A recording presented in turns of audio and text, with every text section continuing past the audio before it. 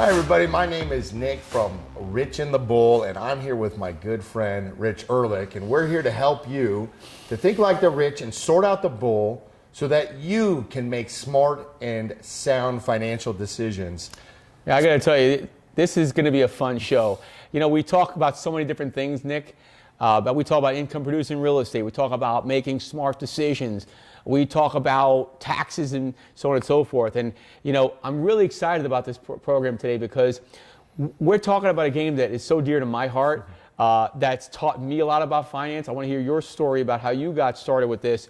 But Nick has an awesome first original version of Monopoly. Now, I don't know about you, but I lived on this game. Nick, tell us a little bit about this. Yeah, so, I mean, this was one of the first tools, I don't know if you guys watching this, but that you learned how money worked, right? You learned about consequences of making bad decisions. You learned how to invest in real estate. You learned how to be smart, right? If you went out too big, too fast, not enough, you got crushed. So, you know, you learn how to develop and make your money grow out there, and you learned about a little bit about diversification. There's a little bit of everything, and I absolutely love this. But this was a wonderful present from a client of mine, and you know, I've got different versions of this. They even have it like in Star Wars, SpongeBob SquarePants. I mean, you see all these things, but nothing beats. It's all similar. You know, you don't buy real estate in Tatooine, but you know, they still have Park Place and Boardwalk and all that. Let's kind of pull this thing out for everybody to see. Here is an original board. Now I know it's beat up, but it still represents the same things. I like how, you know, look at some of these pieces. I know that they're smaller. Everything's faded, right? I mean, this is about making general repairs on your property. And if you're a real estate guy, you know how that stinks. But you can advance to go, and you know how awesome that is. That's like a bonus in your paycheck. Of course, you did something naughty, you go to jail. So look, here's the thing. You know, it's like life, right? Chance. Community chest, free parking. I don't know how you used to do it, but we used to run into the situation where all the money from the fines went in there. Yeah. Right. You know what I find is interesting, Nick? This game's been around for many, many, many decades, right? Your grandparents played this, but you know what's amazing?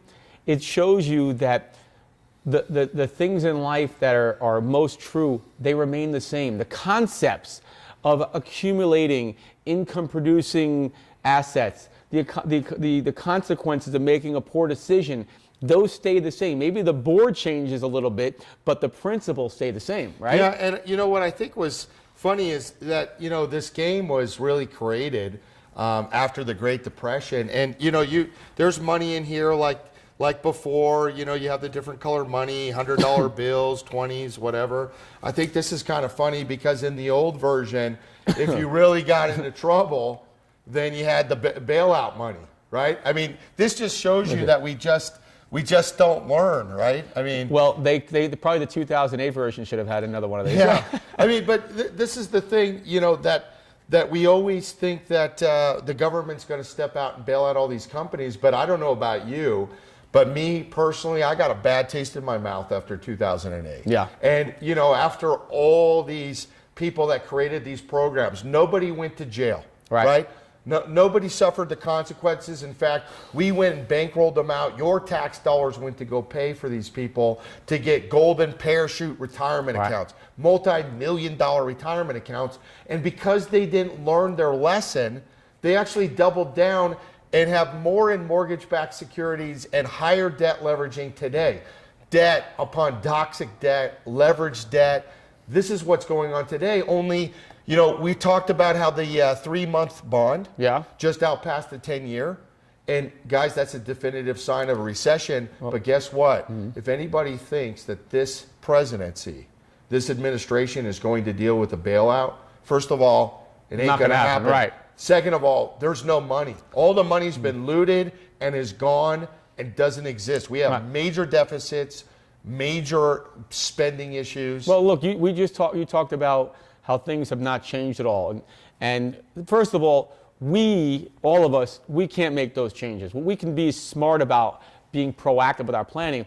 But I just shared an article with you recently about how, and this was like within the last 2 weeks, how the banks are now going back to their same shenanigans of over leverage, being able to put more risk on the books. But quietly, it's a small little article, and yet, did we not learn our lesson? We're going to talk about that in an article. And, there's always, here's the old rule guideline, right? I mean, it's a really kind of oxygen is taking its toll on this thing and it's worn. But, there's rules to every game out there. Yes. And a lot of times we just don't know the rules. We don't know what's sitting out there. We don't know it well enough to work inside of it. And this is one thing that the rich really do well. Well, they know the rules. They and by know the way, the rules, just and they like, know how to work inside them to their advantage. Right, so just as if you don't know the rules, the negative can happen. If you do know the rules, like how to think like the rich, guess what? All this stuff happens. Guess what? You know what happens? Remember when you played this game? Much better to get the 500s than the ones. I don't know about you, that's what I liked. And, a lot of you won't or don't want to spend the time to know how all these things work, and we totally understand that. But what the rich people do, the rich people don't want to spend the time either. But you know what they go out and do? They go out and source and find people that understand the rules and find how to play the game better and find how to make their money count more. And that's what we're here to do. Imagine if we could take out the go out of jail and eliminate a lot of the penalties that come from tax. Make it so you have income producing properties, investments, and things of that nature, and do it as a part of your plan. Well, you know what? As a follow-up to that, and as we close this segment out, what the rich understand, and anybody who's accumulated money, they understand that it's one thing to earn income, right? But to have your money work for you, that's the definition of how you really accumulate wealth. Because you could have a great year, you made 100,000, you made $1 million. But who's making the 100,000 or $1 million when they're not working? Interest never sleeps. It either costs you or it benefits you, and you have to create your plan so that it works for you. So guys, we really appreciate you being here. We're going to do some more fun things like this down the road. But thank you. Always remember to like and follow us on Facebook, subscribe to our new YouTube channel, and tell us what you like. Tell us what you don't like. If there's other topics or things that you have suggestions for, we want your feedback. We want your feedback. We're here for you. And if you like and share and comment on our videos, it's going to allow you to enter into a raffle for a $25 Amazon gift card. Remember, take the financial bull by the horns. Don't mess with the bull, but do share this information, because it's going to do nothing but help your financial future. Guys, we look forward to seeing you on our next episode. Thanks.